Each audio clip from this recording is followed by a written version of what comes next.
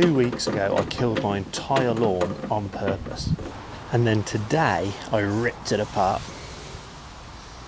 because underneath all of this dead grass is the foundation for the perfect lawn. And this is where the renovation finally starts getting brutal.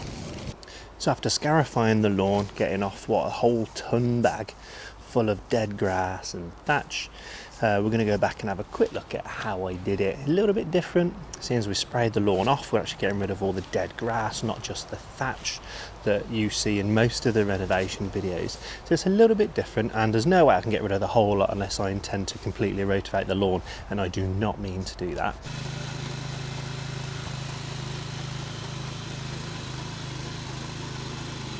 And it's really great now it's actually scarified.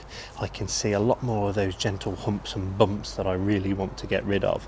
So let's go and have a look at the scarifying, how we did it. It took me about half an hour to get the whole lawn done. Scarifying is the process of removing dead organic materials known as thatch. You might recognise that on your lawn if it feels springy underfoot, or if the colour is a little bit kind of straw-like, or it's just too dense. Now you need to remove the thatch so water, air, nutrients can all get down to the soil and the bottom of the plant, the crown of the plant. If you have too much thatch, the water won't penetrate and it will simply evaporate away, and then you just get a really weak growth. It's not a scary thing to do at all, always takes up a lot more than you would think.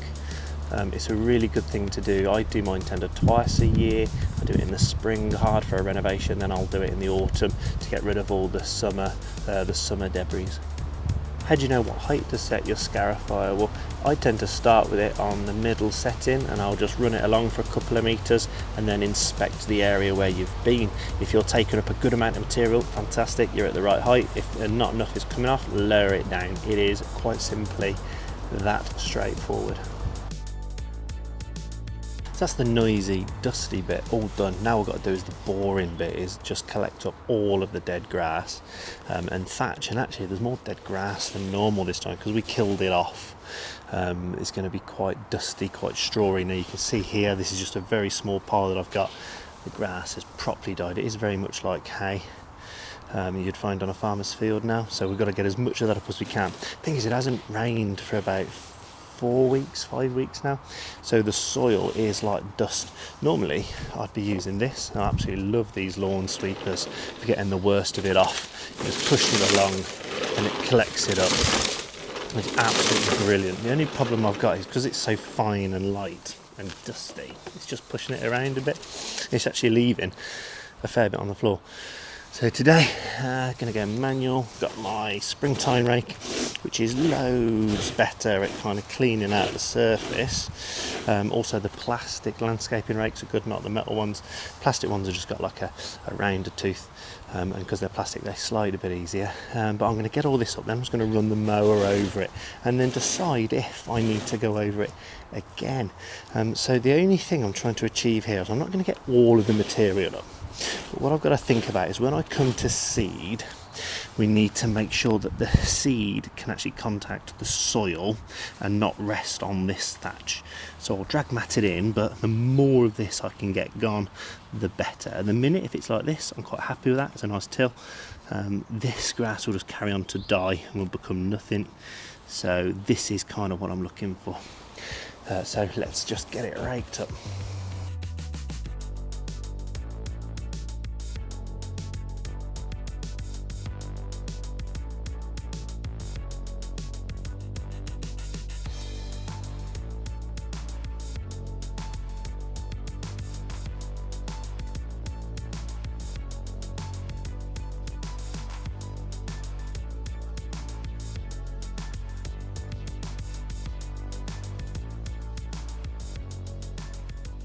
But there we go, it only took me a few hours. The lawn's all scarified now. It's ready for the next step of this lawn reno, which will be levelling. There is a lot of levelling to do.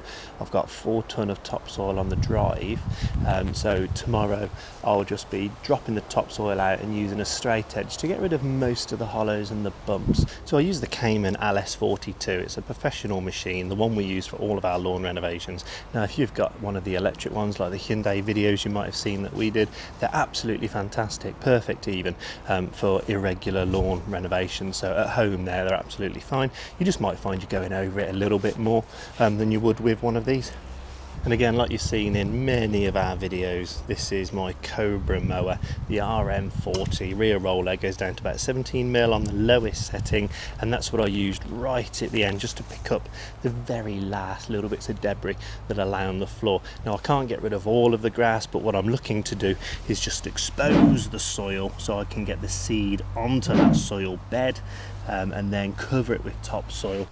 Hasn't rained for about 5 weeks. It was so dusty today, and actually we are due some rain tomorrow, so hopefully we get a bit more rain, and I might yet just scarify over it again, just to see if there's any more dead grass that I can take away.